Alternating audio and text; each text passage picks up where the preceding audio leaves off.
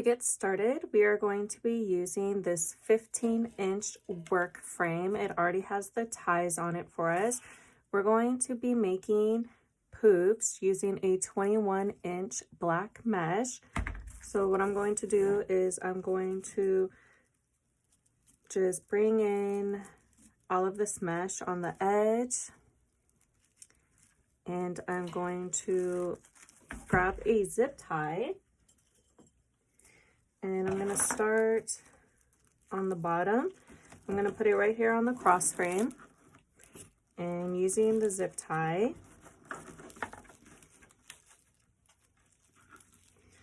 I'm going to zip tie it down.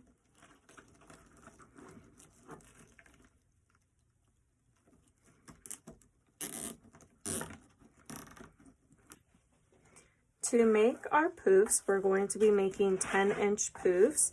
So we are going to be measuring out 10 inches. And you want to make sure that you keep your mesh tucked under. And we're going to go into the tie and place it right on top. And give it a couple twists. So again, measure out to 10 inches. If you don't want to measure out, you can always just take it to the next tie. Like if you're going into this tie, you just measure to the next one, and then that will give you the next measurement. It might be off just a tiny bit, but it doesn't matter. So this is what the poofs will look like. You can poof them right now as you go along, or you can just poof them all at the end. Whatever your preference is. I'm going to go ahead and finish poofing.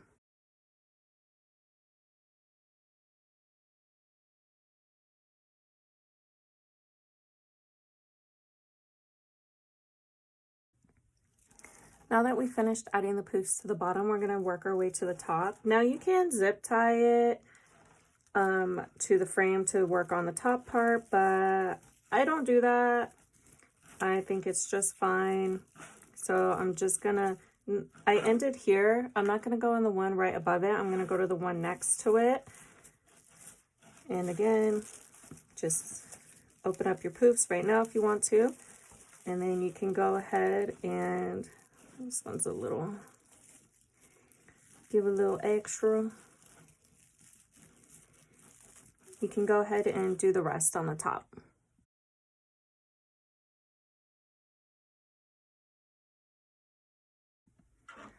So I finished adding it to my top, but I really want to just finish this roll of mesh. I had it in my stash for a while, so all I'm going to do is just go around the top layer again.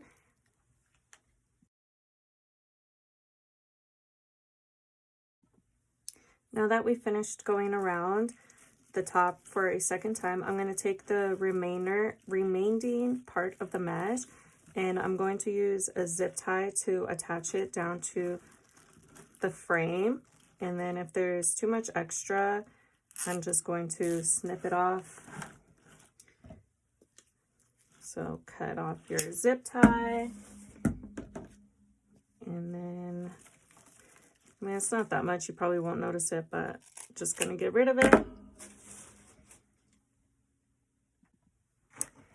Here is what it looks like with all 3 layers all poofed out.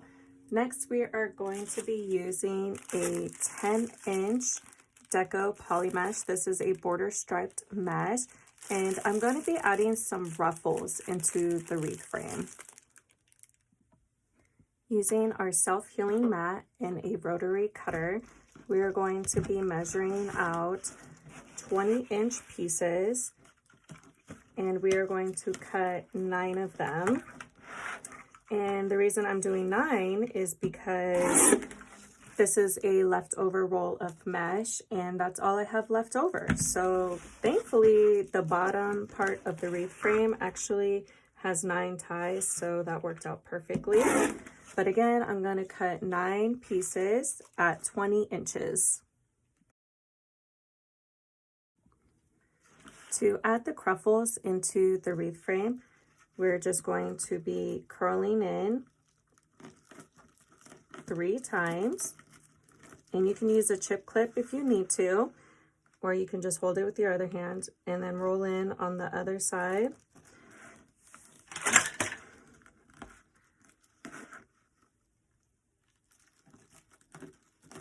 And then you're going to scrunch your fingers together and then meet it right there in the middle.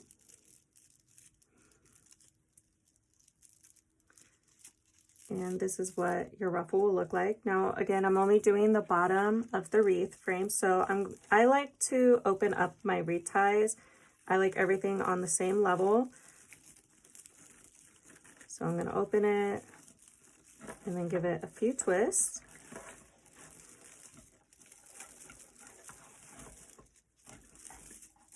And there you go. I'm going to go ahead and add the rest in.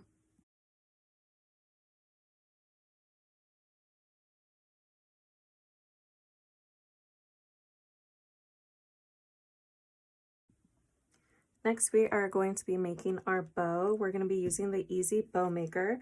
The first ribbon I'm using is this designer ribbon. It is a Harley Quinn, and it is double-sided, so you can actually use both sides of this ribbon if you like. This is a really thick, beautiful ribbon.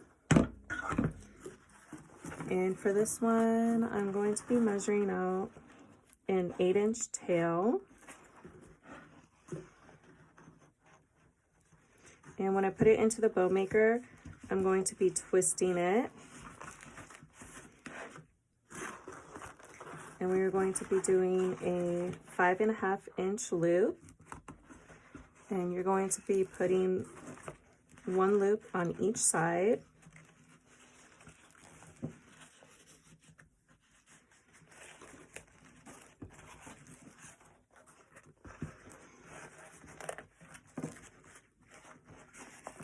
Y'all, I burned my fingers twice today. Twice.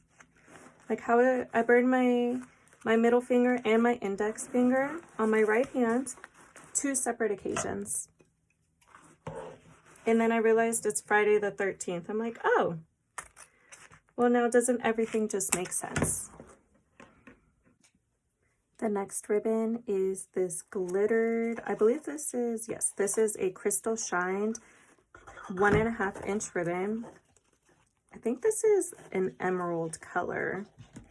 So I'm going to go ahead, fold it in half and cut up to make a dovetail. And for this one, I'm going to measure out the same tail length. I thought I did 8, but apparently I cut at 7. And for this loop size, I'm going to measure out a 1/2 inch smaller. So we're going to do a 5-inch loop, 1 on each side.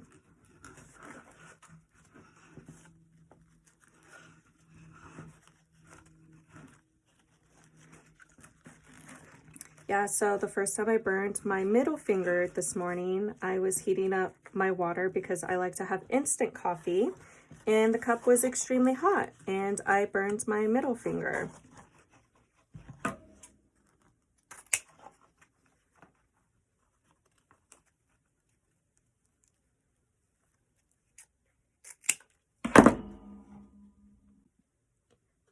The next ribbon is this purple, green, and gold striped 1.5-inch ribbon. Again, I'm going to fold the ends in half and then cut up. I'm going to make the same size tail. And then for this one, I'm going to go a little bit smaller. So we're going to go down to 5 inches. And I'm going to be twisting it when you get into the middle. And the same on the other side. So my index finger, I was making breakfast and I was using a fork to smash up my sweet potatoes. And apparently I wasn't paying attention and my finger grazed, literally grazed the edge of the pan. And then I burnt my middle finger or my index finger. So now I have 2 I have one right there, and then I have one right there. I have 2 welts on my fingers. And then the other day, I burnt this finger with my hot glue gun.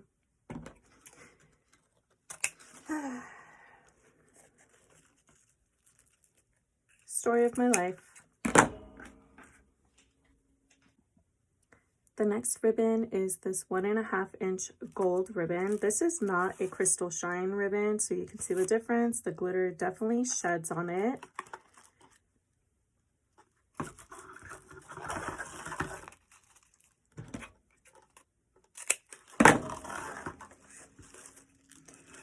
We're gonna make the tail the same length, and we're gonna go down 1/2 inch to where we at? That one was, we did 5.5, 5, 4, wait, what? Oh, 4.5, yeah.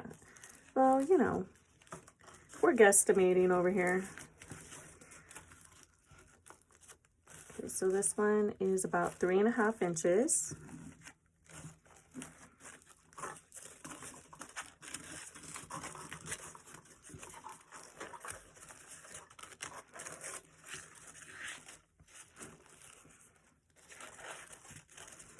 This is so pretty.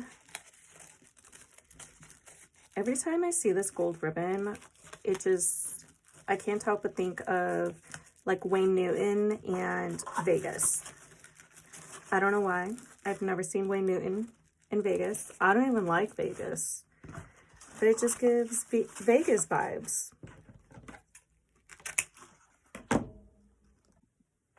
The last ribbon for the bow is this beautiful velvet 7/8 inch ribbon. And for this one, I'm not going to dovetail it. You can, but not today. So I'm going to put it in there, twist. And for this one, we're going to go 1/2 inch smaller again. My name is Courtney. I'm owner and designer of Wreath in Hand. Thank you so much for watching. I really appreciate it. If you need help making bows or struggle to make bows, I highly recommend getting this easy bow maker. It really helped me to make these beautiful bows. I have it linked down below for you. And I also have all my other wreath making supplies and shipping supplies. So if you are a new wreath maker and you need some help finding some stuff, I have all of that linked down below for you. To get it off of the bow maker, we're going to squish her down. And then using both hands, we're going to slip it up off of the bow maker. And we are going to use a zip tie, go in between our fingers.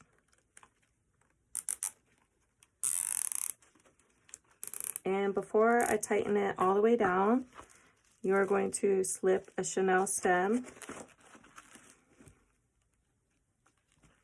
I tightened it too down.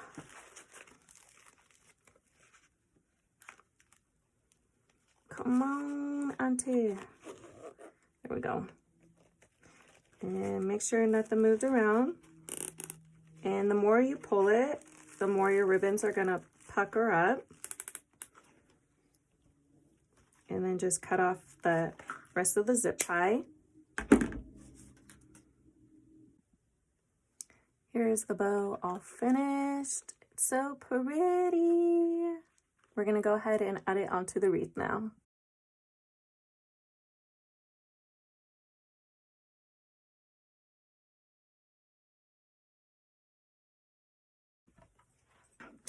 So for our ribbon tails, we are going to be doing 14 pieces of this 2.5 inch green ribbon. It's cut at 13 inches.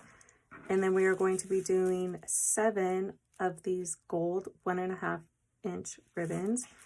And then alternating between the gold, we are going to be doing this purple 1.5 inch ribbon. And again, these are all cut at 13 inches. So 14, 2.5, 7, 1.5, and 7, 1.5. To add the ribbon into the wreath, we're going to be layering the pieces on top of each other and then fold it in half to find the center point. Pinch it together and bend it over so it looks like a V. And then I like to open up my ties, but you can certainly just place it on top if you like. And I'm going to stick it into the tie.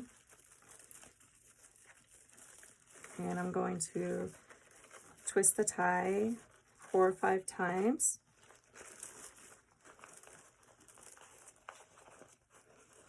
And you can also leave the ribbon like that, how it's layered. I think that looks really nice. Or you could spread them out. I think I might leave them layered, but I might change my mind.